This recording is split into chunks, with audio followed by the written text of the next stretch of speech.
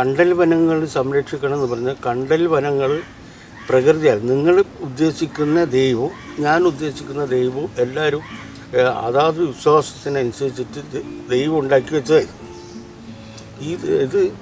ഇത് നോക്ക്, ഇങ്ങനെ വേര് നിൽക്കുമ്പോൾ കടൽ കാറ്റോ മലവെള്ളമോ വരില്ല. അത് മാത്രമല്ല, ഇതിൻ്റെ നടുക്ക് തണ്ണീർത്തടങ്ങളുണ്ട്. തണ്ണീർത്തടത്തിൽ മത്സ്യക്കുഞ്ഞുങ്ങൾ വളരുന്നു, മേലെ പക്ഷികൾ ജീവിക്കുന്നു. അങ്ങനെ 100 കണക്കിന് ഇതൊക്കെ പിന്നെ ഔഷധ ഗുണമുള്ള മരുന്നായിട്ട് ഉപയോഗിക്കുന്ന സാധനങ്ങളാണ്. ഈ കണ്ടൽ വനങ്ങൾ മുഴുവനും ഓരോരോ ആവശ്യത്തിന് മരുന്നായിട്ട് കഴിക്കുന്നുണ്ട്. അപ്പോൾ അത് ദൈവം ഉണ്ടാക്കി വെച്ചതാണ്. അതിൻ്റെ ഒരു ഉദാഹരണം പറയുകയെന്ന് വെച്ചാൽ, നമ്മളിപ്പോൾ ഏറ്റവും കൂടുതൽ പല വൃക്ഷങ്ങളുണ്ട്. കുരുമുളക്, ഈത്തപ്പഴം, തെങ്ങ്, ഏലം, ഇതൊക്കെ വലിയ വലിയ വില പിടിച്ചതാണല്ലോ. അതിനെപ്പറ്റിയൊന്നും ലോക രാഷ്ട്രീയങ്ങളോ പിന്നെ ശാസ്ത്രജ്ഞന്മാരോ പറയുന്നില്ലല്ലോ. ഈ കണ്ടലിനെ പറ്റി മാത്രമേ പറയുന്നു. കണ്ടൽ വനത്തിന് ഉപ്പ് വെള്ളം നല്ല വെള്ളമാക്കാൻ കഴിയും, നല്ല വെള്ളം ഉപ്പ് വെള്ളമാക്കാൻ കഴിയില്ല. അപ്പോൾ ഉപ്പും നല്ലതും ഉള്ള സ്ഥലത്താണ് കണ്ടൽക്കാട് വളരുക.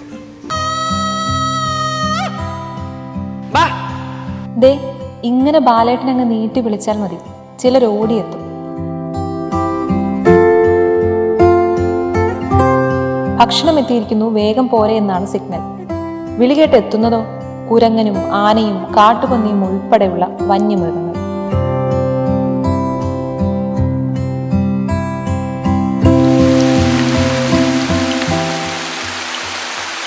കുരങ്ങ്, മയിൽ, പന്നി, ഈ 3 ഉള്ളൂ. ആനകൾ വന്ന് ഇടയ്ക്ക് വന്ന് താമസിച്ചു പോകും. ഫോറസ്റ്റുകാർ അറിയും, എന്നിട്ട് ഓടിച്ചു വിടും.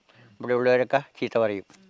ഈ ബാലേട്ടൻ മരമൊക്കെ നട്ടത് കൊണ്ടാണ് ഈ ആനയും പുലിയും കുരങ്ങും മയിലൊക്കെ വന്ന് കൂടിയത് എന്ന് പറഞ്ഞ് നമ്മളെ ശപിക്കാറുണ്ട്. നിങ്ങൾക്ക് അതിനെപ്പറ്റി അറിയാത്തത് കൊണ്ടാണ് അത് പറയുന്നത് വന്ന് ഞാനൊന്നും അവരോടൊന്നും പറയാനും പോകാറില്ല.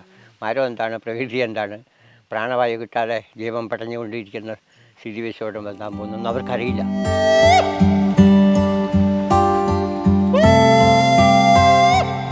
അയ്യർമലയിൽ തുടങ്ങി മുണ്ടൂർ വരെയുള്ള 17 കിലോമീറ്റർ ദൂരത്തിലാണ് ഈ വന്യജീവി റൂട്ട്.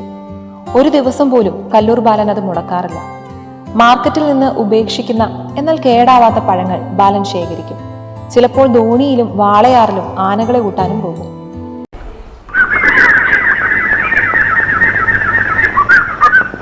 ഏതൊരാൾക്കും ഏതു പ്രായത്തിലും കൊണ്ടു നടക്കാവുന്ന വിനോദമാണ് പക്ഷി നിരീക്ഷണം. അതിന് തെളിവാണ് സലീം അലി അഥവാ പക്ഷി മനുഷ്യൻ. ഭാരതത്തിൽ പക്ഷി നിരീക്ഷണത്തിനും പ്രകൃതി സ്നേഹത്തിനും അടിത്തറയിട്ടവരിൽ ഈ പേരിനും പേരുകാരനും വലിയ പ്രാധാന്യമുണ്ട്. 1896 നവംബർ 12 മുംബൈയിൽ ജനിച്ച സലീം അലി തന്റെ 12ാമത്തെ വയസ്സിലാണ് പക്ഷികളോട് ചങ്ങാത്തം കൂടുന്നത്.